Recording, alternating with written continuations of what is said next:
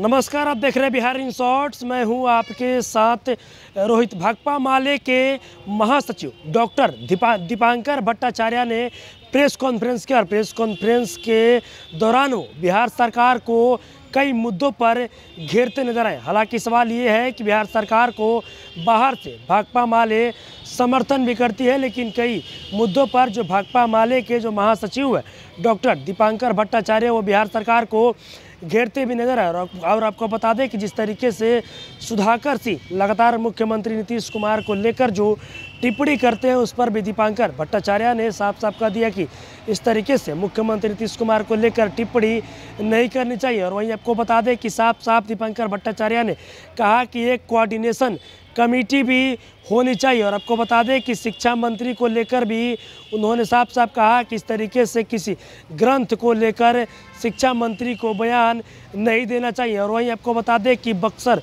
के जो चौसा की घटना है उसको लेकर भी साफ साफ कहा कि बक्सर के जो चौसा की घटना है उसमें किसानों का जो हक है उसको हक उसका मिलना चाहिए। हम इन तमाम चीज़ों को लेकर पार्टी आला कमान से मिलने भी जाएंगे। क्या कुछ कर रहे हैं भाकपा माले के महासचिव डॉक्टर दीपांकर भट्टाचार्य, अब देखिए इस वीडियो में है। बाहर से समर्थन जरूर दे रहे हैं, लेकिन अगर मुख्यमंत्री पर कोई विधायक सवाल उठाएं, सुधाकर सिंह के संदर्भ में ये सवाल हो रहा है कि सुधाकर सिंह लगातार कह रहे हैं कि नीतीश कुमार बिहार को बर्बाद कर रहे हैं, वो समाधान यात्रा पर जरूर जा रहे हैं, लेकिन किसानों के शरीर से कपड़ा तक उतरवा लेंगे नीतीश कुमार। तो क्या ये विधायक को इस तरीके का बयान देना चाहिए मुख्यमंत्री को?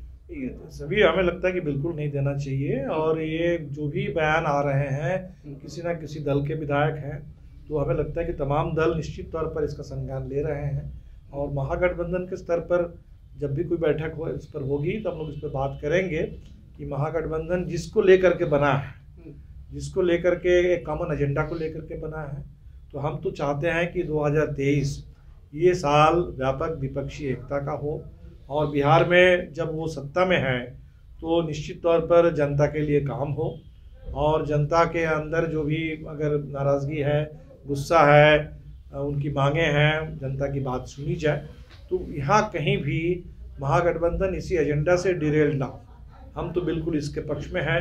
हम अपने स्तर पर बिल्कुल कोशिश करेंगे कि जिसको लेकर, इसीलिए हम बार बार ये बात कहते रहे हैं कि महागठबंधन का कॉमन मिनिमम प्रोग्राम और महागठबंधन के लिए एक कोऑर्डिनेशन कमेटी ज़रूर बने, ताकि ये बनने से ही ये जो इधर उधर की बातें और जिसको लेकर के महागठबंधन को डिरेल करने की पूरी कोशिश होती है, हमें लगता है कि ये कोशिश पर हम काबू पाएंगे, ताकि हम जब व्यवस्थित ढंग से पूरे फोकस तरीके से अपने एजेंडे पर बात होगी और उस पर काम करेंगे। सर, कोऑर्डिनेशन कमेटी ने बिहार में महागठबंधन की सरकार है, लेकिन बार बार कहीं ना कहीं राजद और जदयू में अनबन देखने को मिल रहा है। शिक्षा मंत्री ने जो बयान दिया था रामचरितमानस को लेकर के, उसको आप किस तरीके से देखें? क्या इस तरीके का बयान देना सही है?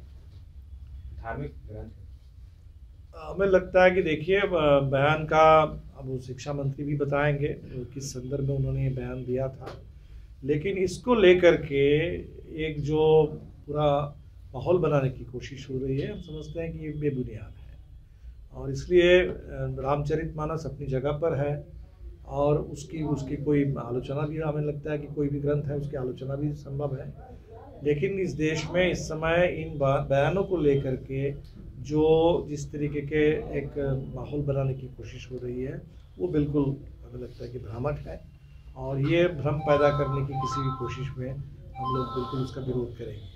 और आप देखेंगे कि ये जो मुद्दा है, जिस समय कुछ मुद्दों पर कंप्लीट खामोशी है, जिस समय मोदी सरकार को जोशीमठ पर जवाब देना चाहिए, अगर आप रामचरितमानस को मुद्दा बना करके, अयोध्या को मुद्दा बना करके अगर आप पूरे देश में हिंदू मुस्लिम माहौल बनाना चाहते हैं, तो इस समय पूरे उत्तराखंड के लोग तो पूछ रहे हैं कि भाई जोशीमठ क्या है।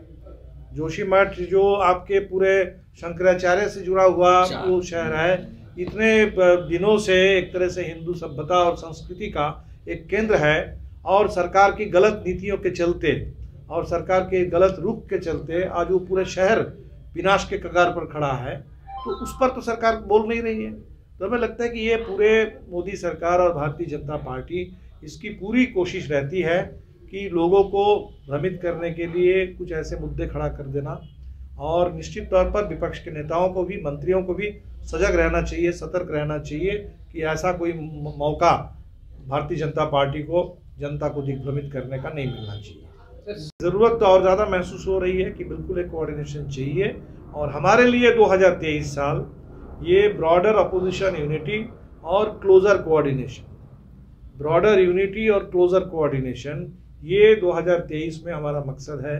पार्टी महाधिवेशन भी जो कर रहे हैं, इस महाधिवेशन से भी यही हमारी आकांक्षा है, और इसीलिए हमने देखा कि हम इसमें एक विशेष सत्र इसका हम एक राष्ट्रीय कन्वेंशन कर रहे हैं कि जब इतना बड़ा मुद्दा देश के सामने है कि पूरा लोकतंत्र खतरे में है, संविधान खतरे में है, और जाहिर सी बात है कि लोकतंत्र और संविधान जब खतरे में है तो वहाँ देश के किसी भी, चाहे वो नौजवान जो रोजगार मांग रहा है, वो किसान जो मुआवजे को लेकर, अपने फसल की कीमत को लेकर के, बिक्री को लेकर के आंदोलन में है, कोई भी, या जोशीमठ जैसे लोग जो अपने को शहर को बचाने के लिए लड़ रहे हैं, कोई भी लड़ाई देश में चल नहीं पाएगी, हमारी आवाज़ दब जाएगी अगर देश में लोकतंत्र और संविधान नहीं बचेगा।